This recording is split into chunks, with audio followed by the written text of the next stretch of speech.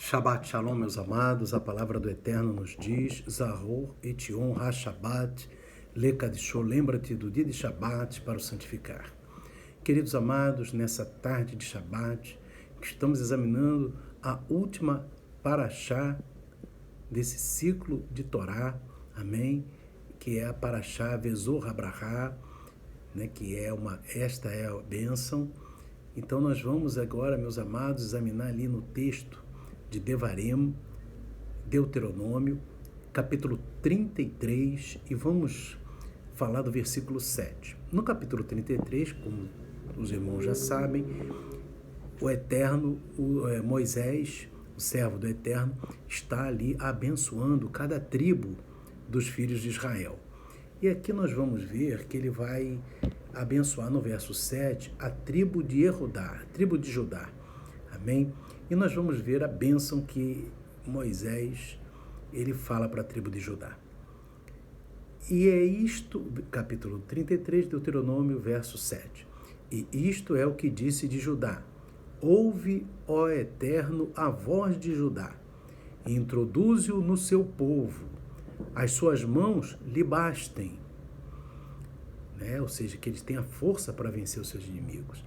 E tu lhes seja em ajuda contra os seus inimigos.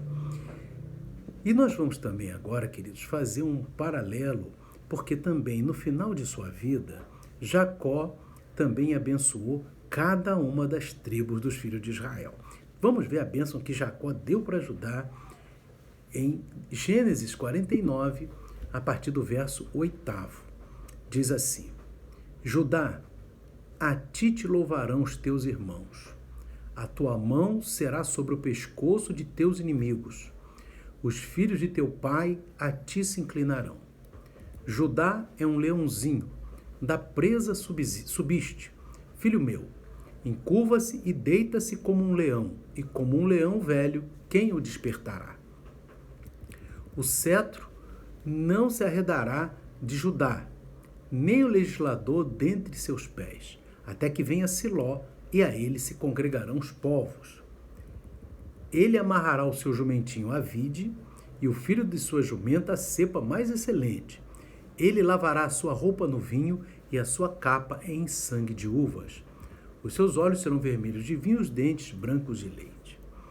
Nós vemos aqui, queridos, o verso 10 de Gênesis 49 diz assim: o cetro que o rei tem, aquela tipo uma vara que cada rei tem, o cetro não se arredará de Judá, ou seja, o rei virá da tribo de Judá.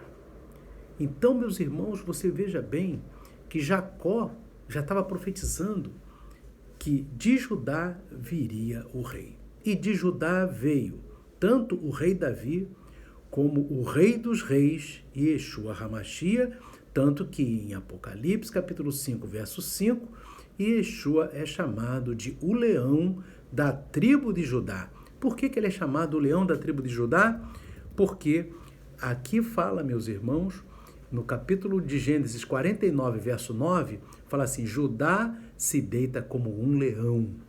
Aleluia! Só que esse leão da tribo de Judá é Yeshua HaMashiach, e aqui no verso 10 de Gênesis 49 diz assim: o cetro não se arredará de Judá, ou seja, o rei será sempre de Judá, e Yeshua é o rei eterno, e ele é da tribo de Judá. Agora, meus irmãos, por que Judá, entre todos os seus outros irmãos, foi escolhido pelo Eterno para ser a tribo da qual viria e que veio o Messias?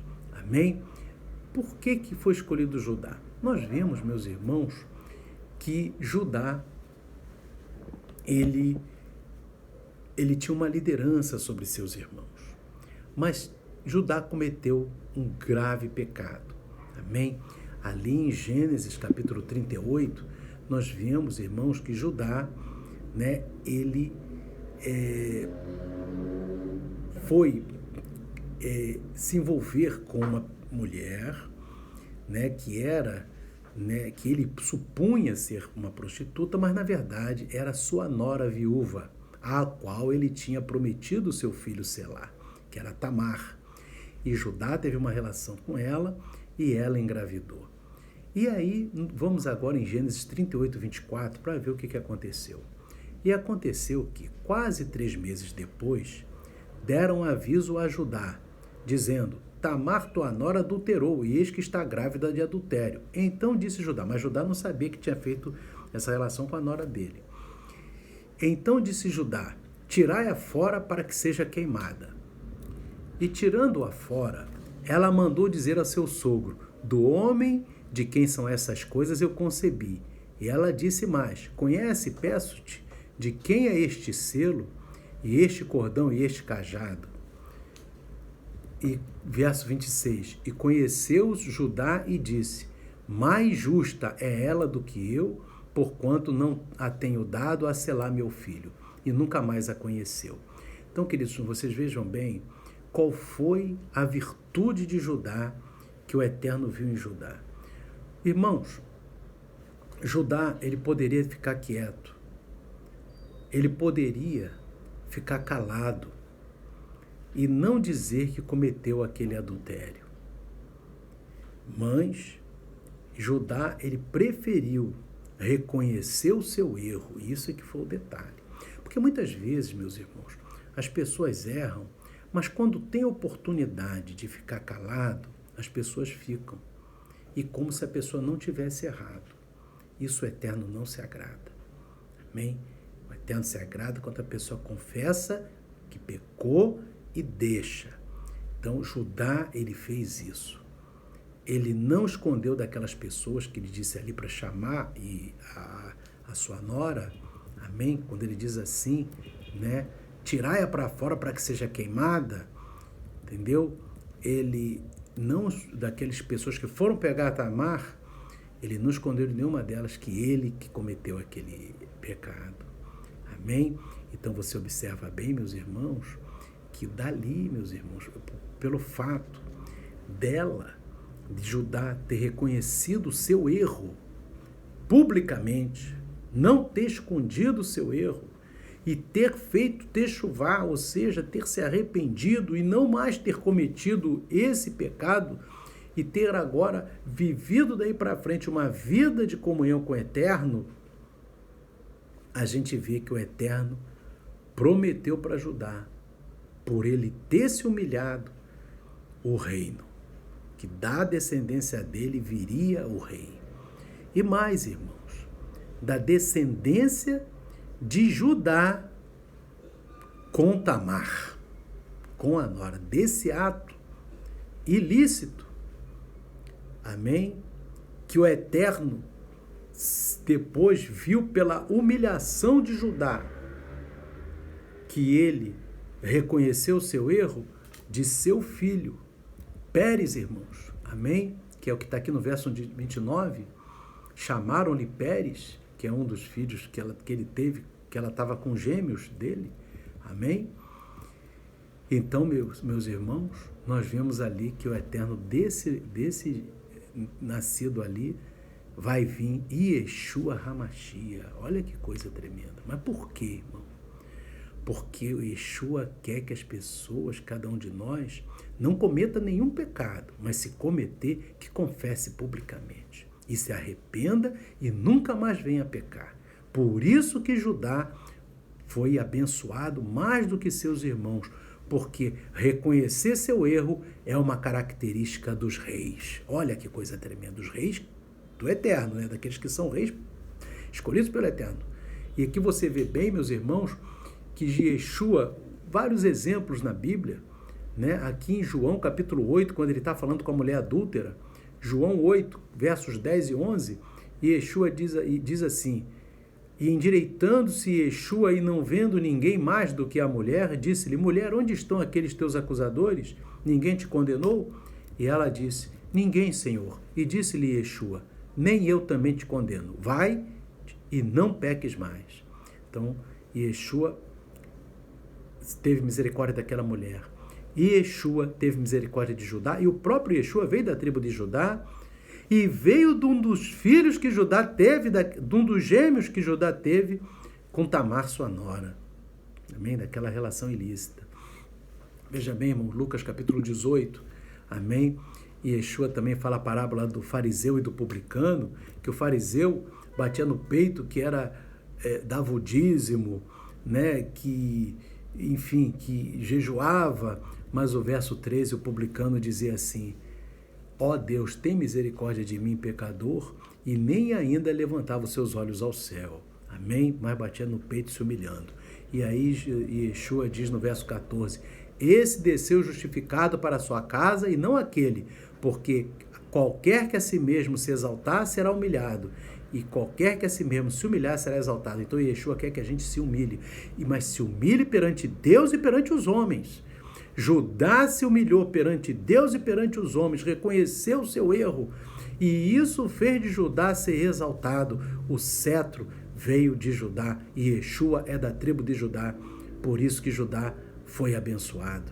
Aleluia, porque ele não escondeu o seu erro. Porque, irmão, quando a pessoa é pega num erro no flagrante, aí não tem, o fato dela, ela não tem possibilidade de esconder. O negócio é quando a pessoa pode esconder seu erro, mas prefere não esconder e dizer: não, eu errei, para que todos saibam que a pessoa errou, se humilhou perante os homens e se humilhou perante Deus e nunca mais errou. Foi isso que Judá fez e Deus abençoou Judá. Olha que coisa maravilhosa. E nós fomos chamados para sermos reis e sacerdotes.